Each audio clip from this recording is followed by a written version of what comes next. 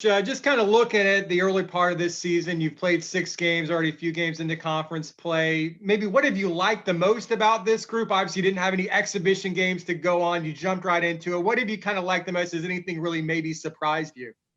I think we have a lot of potential offensively. We've been inconsistent with it, but just I don't know how many teams I've ever coached where you've had 4 guys that have scored over 20 points in a game and through 6 games. And so I think offensively, I think we have a lot of potential that's untapped, and got to find some consistency there. But I have liked that.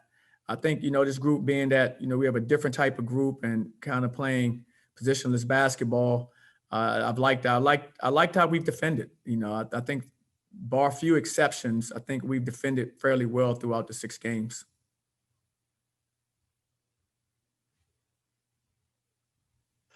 Coach, looking forward to Memphis. What stands out about them this year? They're a more experienced team than most Memphis teams in the past.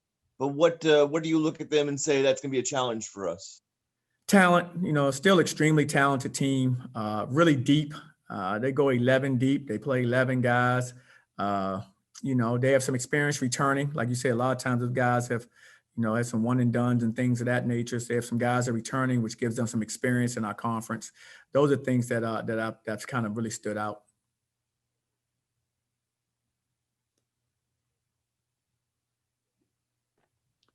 Coach, your team with just 9 points off the bench Saturday. Who can you look to generate some offense, stretch that 7-man rotation that you've got? We just need some guys stepping up in that area. Guys, that when they get their opportunity, try to make the most out of it. We're a little shorthanded, as you know. So being shorthanded, not having Isaiah last game would have given us another opportunity to have another player out there that's capable of scoring the basketball. That could have helped us, but that's the nature of the sport. So I think just guys ready to step up in their roles, and and also getting some depth back with hopefully. If Isaiah is able to go, that gives us another opportunity. It's still, game time decision basically for him. So we'll see. Yeah, Coach, Jamil Reynolds, where is he in his development? Obviously, came in as a freshman, didn't get that workout time like the other freshmen didn't get, and then he missed some games here recently. Just kind of where is he in his progress? I love Jamil's overall upside, and I get to see him every day in practice. And barring what just happened the last few weeks where he's been a little banged up, he's been terrific. As far as his growth as a player, he would have been really served well to have had a type of player who definitely would have been served a lot better with the summer program and summer strength and conditioning and all the things that are required, during that time would have been helpful for him. But hey, that's just the world we're in right now. So he's still adjusting. Like I said, I love his upside. I think he's going to be a terrific player in our program for a long time. He's very skilled. He has a good feel for the game. He's just learning, this level of play, seeing it daily in practice, seeing it daily in the games. As he starts to make that adjustment, I really do think he's going to impact our conference. Also, Coach, one of the Memphis players I want to bring up, Landers Nolly, the transfer from Virginia Tech, the long-range sharpshooter they've got. What have you seen that he's provided them this season? He's come from a winning culture. He had won while he was at Virginia Tech, so he's come bringing that type of experience. He's a very confident player, as you said. He can knock down the open shot. He plays with a lot of confidence, plays with a lot of energy. He's definitely, I think, a great addition to their program.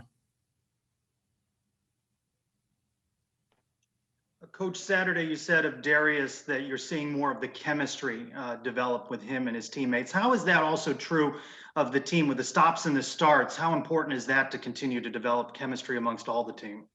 It's hugely important.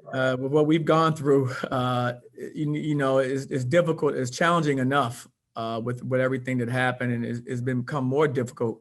But guys like Darius has made it a little bit easier because of their buy-in. He does a good job of watching film. He does a great job of, asking questions, of what we want to do as a team. What do we expect from him?